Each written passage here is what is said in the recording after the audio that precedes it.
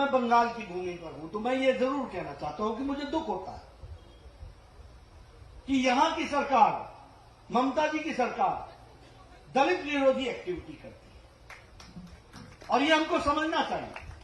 अभी शीतलकुची में घटना घटी, 4 लोग मारे गए सीएपीएफ के कारण। हमें दुख है, घटना कुछ भी थी वो मालूम है, घटना के बारे में इलेक्शन कमीशन ने विस्तृत रूप से बताया है, लेकिन किसी की जान गई, हमें दुख हुआ।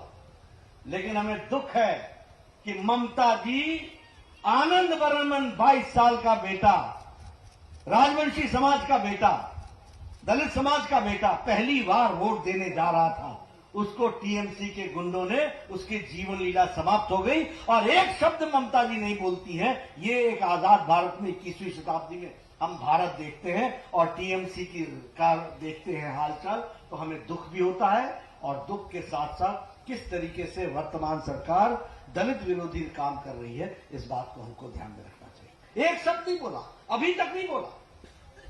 क्या वो आनंद वर्मा बंगाल का बेटा नहीं था, भारत का बेटा नहीं था?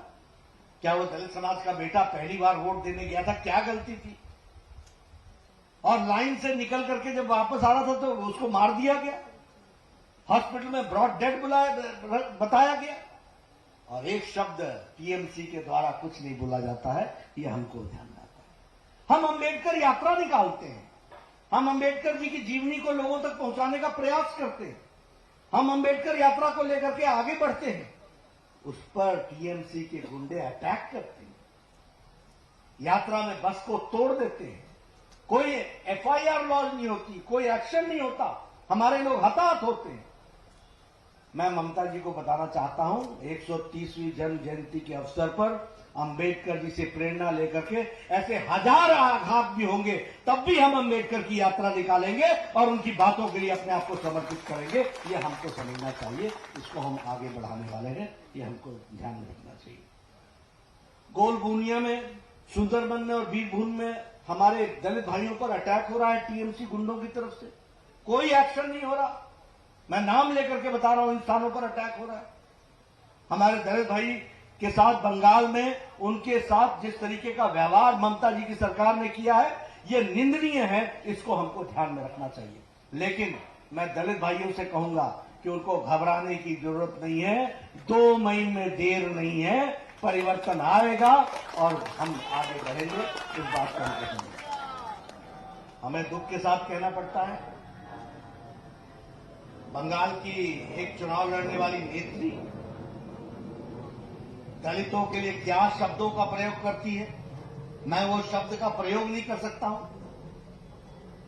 कहती है कि ये तो कभी भी संतुष्ट नहीं होते, इनके लिए ये किया गया, ये किया गया, ये किया गया, फिर भी मांगते रहते हैं और आगे क्या शब्दों का प्रयोग होता है। और मुझे दुख है, कल ममता जी धरने पर बैठी, उनको आत्मचिंतन करना चाहिए था, उनको आत्मविवेचन करना चाहिए था। एक शब्द नहीं बोला है, इतनी बड़ी घटना घट गई और एक शब्द उसके विरोध में ममता जी ने नहीं कहा है। यह उनका दलित विरोधी होना स्पष्ट करता है, ये मैं आपके सामने बताना चाहता हूं, ये हमको ध्यान में रखना चाहिए।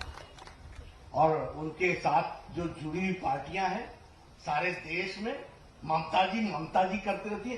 एक पार्टी नहीं आई, एक पार्टी ने एक शब्द नहीं कहा। दलितों के साथ इतना बड़ा व्याख्यान हो गया, इतना बड़ा स्टेटमेंट दे दिया गया, दलितों को एक अनादर सूचक शब्द के साथ संबोधित किया गया। टीएमसी तो छोड़िए, उनके सहयोगी दल जो उनको मदद करने के लिए आ रहे हैं, एक ने भी आज दिन तक नहीं कहा, जो अपने आप को दलित का चैंपियन कहते हैं। मैं खुले मन से चैलेंज करता हूं कि ऐसे ढोंगी लोगों को और ऐसी ढोंगी पार्टियों का पर्दाफाश करेगी भारतीय जनता पार्टी और भारत की जनता के सामने और बंगाल की जनता के सामने बताएगी। कोई फलाना आर्मी, कोई फलाना आर्मी, कोई ये, कोई वो, कहां चले गए आज? कहां छुप गए?